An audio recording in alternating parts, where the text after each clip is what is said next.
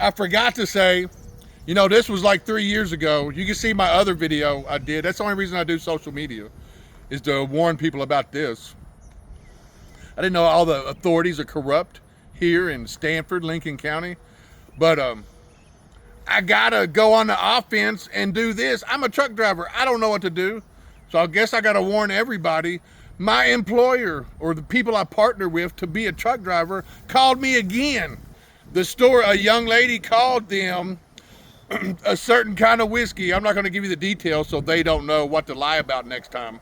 But I'm drinking gallons of whiskey and messing with girls, and these girls are scared of me, and they just had to call my employer because I'm getting too drunk at the truck stop in my truck and messing with girls, and they felt like they had to call my employer. And my employer called me, and there was some details that made it provably not true. And plus, that's unbelievable anyway. I don't drink.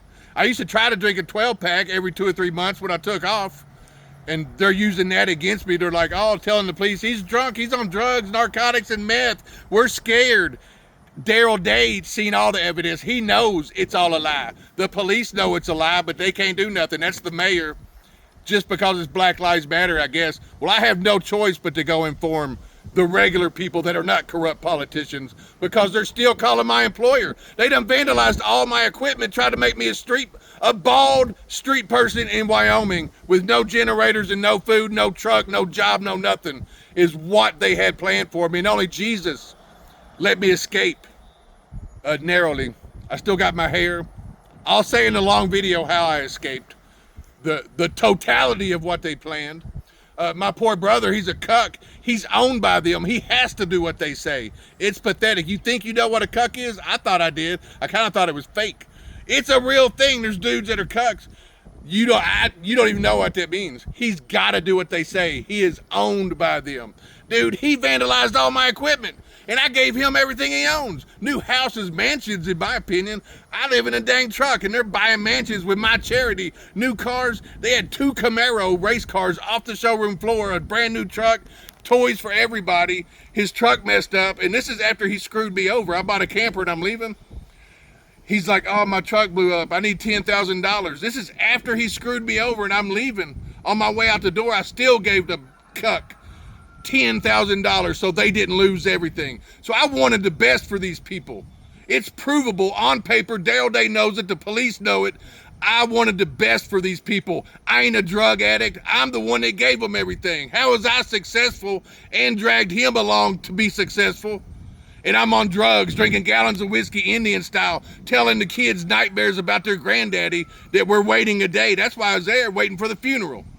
They used my mom and my dad's death to sow lies behind my back. Mark's drinking gallons of whiskey on drugs, Margie. He's telling terrible things to the kids about Noah Wayne and shit. All a lie. Who does that kind of thing? Anyway, dude, I was going to say one more thing. But you can't help talk about it and get worked up, man. Daryl Day knows. I'm covering up the terrible part. Can you see that? You can't see it on the camera? Yep. Why is Carla sending me naked pictures and showing up at my door, and when I reject her, she runs away? Why don't you want to be with me? The girl is in love because I was with her 12 years ago, and it was a horrible experience. My brother didn't leave the room. They didn't tell me that crap, and he was running around the room going, do it like this, do it like that. And it was a hard situation, dude. I was like, oh man, it took forever. I tried to make it fast, but she's nasty anyway. And my brother's running around the room going, do it like this, do it like that. I'm like, Jesus, man, it took forever. But anyway, the girl fell in love. I didn't know she was in love. But why is she sending me naked pictures right before all this happened? If she's scared, I'm drinking gallons of whiskey. Scared of me. What am I doing in their house around their children if any of this is true? Anyway, I'll make a longer video. I'm gonna go hand this stuff out and warn the neighbors, I guess.